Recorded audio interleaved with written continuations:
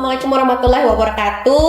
Waalaikumsalam warahmatullahi wabarakatuh. Alhamdulillah rabbil alamin wassalatu wassalamu ala asyrofil mursalin sayyidina Muhammadin wa ala alihi washabihi ajmain. Amma ba'du. Puji syukur kehadiran Allah Subhanahu wa taala. Hari ini kita dapat berkumpul kembali dalam mata kuliah Matematika Ekonomi dan Bisnis di Fakultas Ekonomi dan Bisnis Islam UIN Antasari. Teman-teman dalam keadaan sehat semua? Alhamdulillah. Gimana, udah makan siang? Sudah. Oke.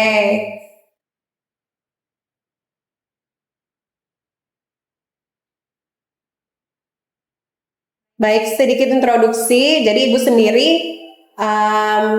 berkuliah di bidang ekonomi dulunya, sebelumnya sempat di perbankan dan juga di digital marketing. Dan hari ini kita akan bertanya dulu nih sama kawan-kawan nih, kira-kira nih.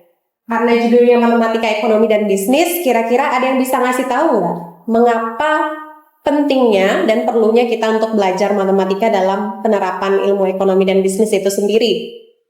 Coba Ibu lihat, angkat tangannya. Ada yang mau menebak? Ya, silakan Azila. Urgensi kita untuk belajar matematika ekonomi dan bisnis ini biar kita tidak salah perhitungan untuk mengaplikasikan ilmunya di kehidupan sehari-hari. Oke, mengaplikasikan ilmu matematika dalam kehidupan sehari-hari itu penting sekali, itu poin number one. Kalau lebih konkret lagi bisa nggak Ibu tanya, siapa namanya? Ari, boleh berdiri sedikit Ari? Kira-kira kata temannya Nazila tadi dalam hal mempraktekkan matematika dalam kehidupan sehari-hari, apa yang kamu temui di luar sana kira-kira? Pastinya dalam pembelanjaan. Belanja, itu betul. Dalam transaksi kita melakukan jual beli ya. Terima kasih. Silakan duduk. Itu dia. Kenapa penting matematika? Karena kita selalu harus mengetahui hal-hal konkret ya. Sebagaimana kita ketahui, matematika itu berasal dari ilmu sains murni. Jadi di situ tidak ada area abu-abu, hanya ada seperti bahasa binary itu, one and zero. Jadi antara iya atau tidak, kita beli atau tidak, itu di dalam kemampuan kita atau kendala kita, namanya budget constraint, nanti kita belajar ke sana, atau tidak ya, atau dalam kemampuan kapasitas kita atau tidak. Jadi hari ini tujuan pembelajaran kita adalah memahami konsep fungsi linear dalam bentuk aljabar. Fungsi linear nanti kita pakaikan ini, sebagian dari kalian pasti sudah menemuinya di waktu bangku SMA terdahulu. Kemudian kita identifikasi fungsi linear kita seperti gradien ya. Siapa tahu di sini gradien disingkat dengan huruf M, betul, terima kasih. Untuk menentukan kemiringan yang kita gunakan dalam menghitung kendala transaksi kita, bundle of goods kita. Kemudian penyelesaian masalah matematika yang berkaitan dengan fungsi linear baik dalam konteks matematis maupun kehidupan sehari-hari yang sudah disampaikan oleh temannya tadi. Baik, di sini kita ketahui dulu fungsi umumnya. Ya, pertama fungsi linear itu apa sih? Pertama-tama, sebenarnya yang namanya fungsi linear berarti dia linear menghubungkan satu kelompok dengan yang lain. Misalnya kita punya himpunan A dengan himpunan B, ini pasti dinamakan sebuah fungsi. Dan itu berlaku dua arah. Yang tidak berlaku adalah kalau dia memetakan dua titik yang berbeda.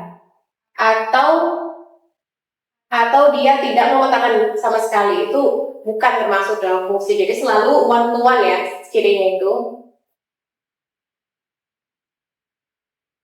Jadi fungsi linear ada relasi yang memasangkan setiap anggota yang di himpunan A dengan anggota lain di himpunan B. Jadi semuanya berpasangan dengan anggota yang ada di himpunan masing-masing. Ini disebut dengan persamaan garis lurus atau PGL.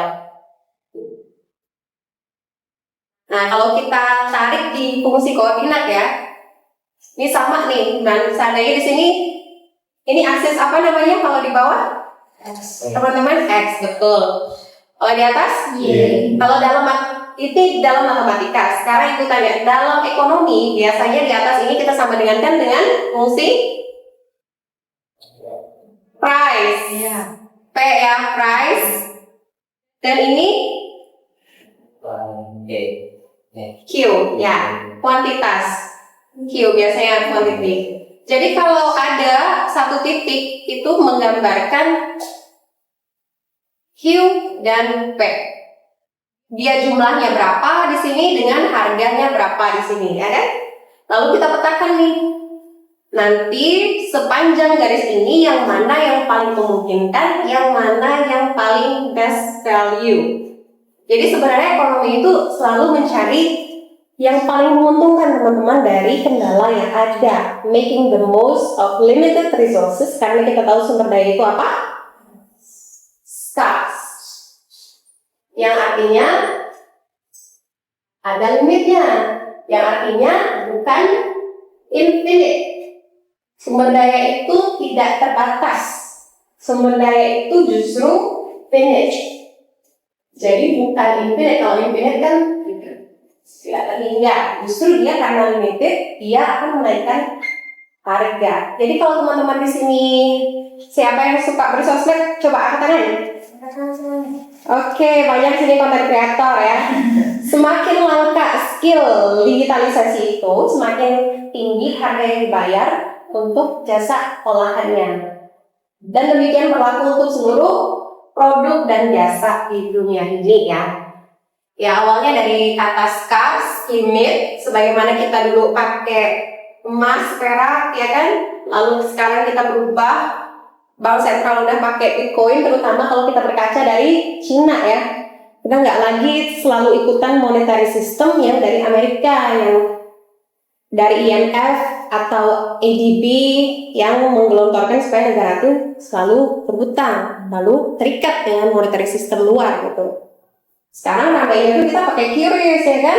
Kita mencontoh dari dari Tiongkok justru. Jadi asiknya peradaban dunia itu dulu kan Western culture.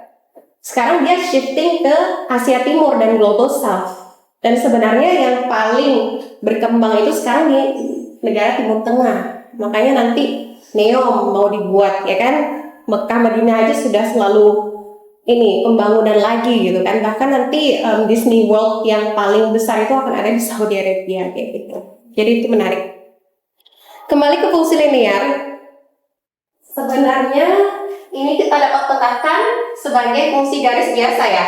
Ya sama dengan mx plus c, di mana c-nya adalah konstan, y-nya adalah harga, dan m adalah kemiringan garis. Siapa di sini ingat kalau misalnya garisnya naik, garis atau slope naik itu dia naik apa turun? Kalau positif, positif 2. Ya naik ya kalau positif ya. Sedangkan kita biasa ini minus karena kita mengambil downward sloping line. Ya, jadi yang turun garisnya.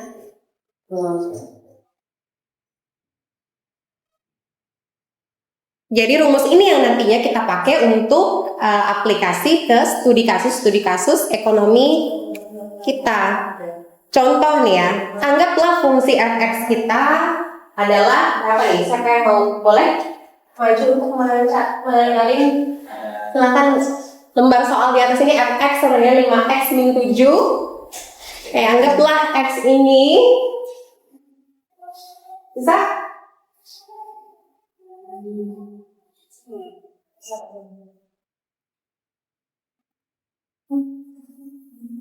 ya, teman lagi nulis fx.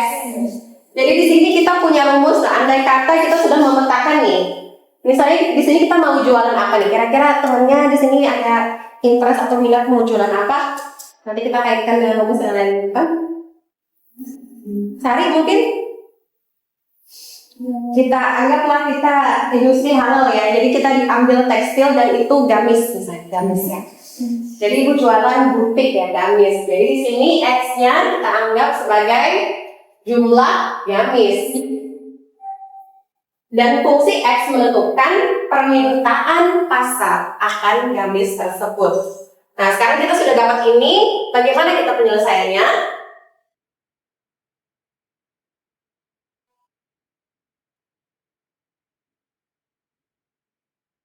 Oke, sama langsung saja dia. Jadi sudah mengetahui fungsinya apa, ditanyakannya apa, lalu sama langsung memetakan fungsi A yang sama dengan 8 itu sama dengan oke.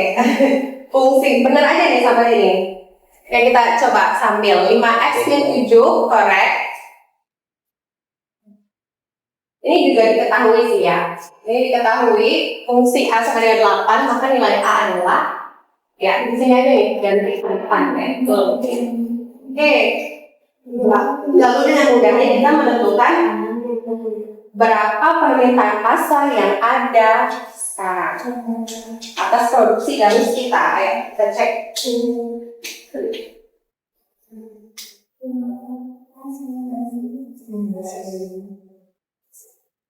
Oke, mungkin selesai. Kira-kira ada yang protes dari sini?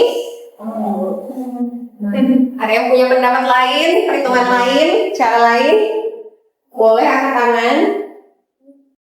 Fungsi dari jumlah lembar gamis yang perlu diproduksi dalam memenuhi permintaan pasar ya. Baik, berikutnya ini silakan kalian kerja berkelompok, mungkin 2, 2, 3 boleh Ibu atur dan kita coba untuk mengerjakan dalam kertas lembar yang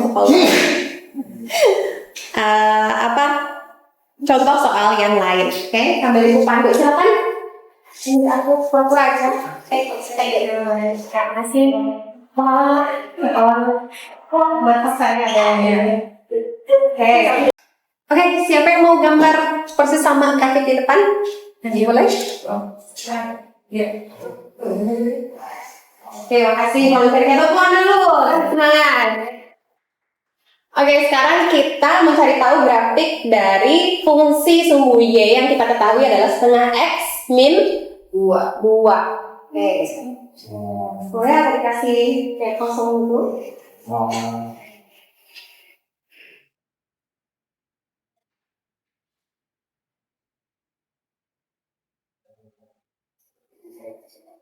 Jadi ini sedang digambar oleh Nadia sumbu koordinat kartesius ya.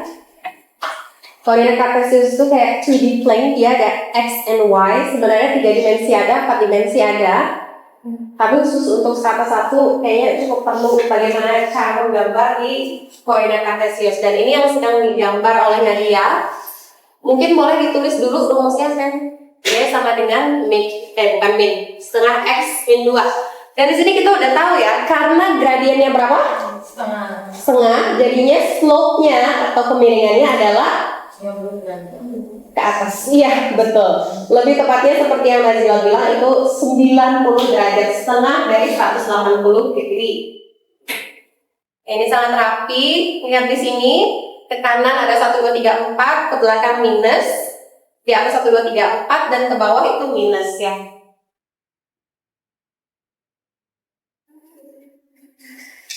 Nah, bagaimana cara menggambarnya? Nah, dia di sini nggak pakai timetable, tapi kalau kalian mau pakai matriks, kalian tinggal buat kotak, baris dan kolom yang nantinya menggambarkan kalau kita masukin X-nya ini 0. Jadinya Y-nya sama dengan berapa? Min 2. Makanya di sini ada titik. Kemudian kalau kita masukin X-nya sama dengan 4, Y-nya sama dengan 4 kali 1 bagi 2, 2 min 2 sama dengan 0. Di sini titik. Coba tolong digambar Nadia, 4 titik, 0. Dalam kurung, iya, betul. 0. Oke, di bawah lagi mungkin di sini tadi kita masukin apa tadi X-nya? Betul. Min 2 dengan 0. Oke, nah kalian lakukan ini untuk setiap X number, angka X, lalu kalian akan dapatkan garis terhubung seperti yang sudah dibuat oleh Nadia. Tepuk tangan dulu untuk Nadia. Oke, silahkan duduk Nadia.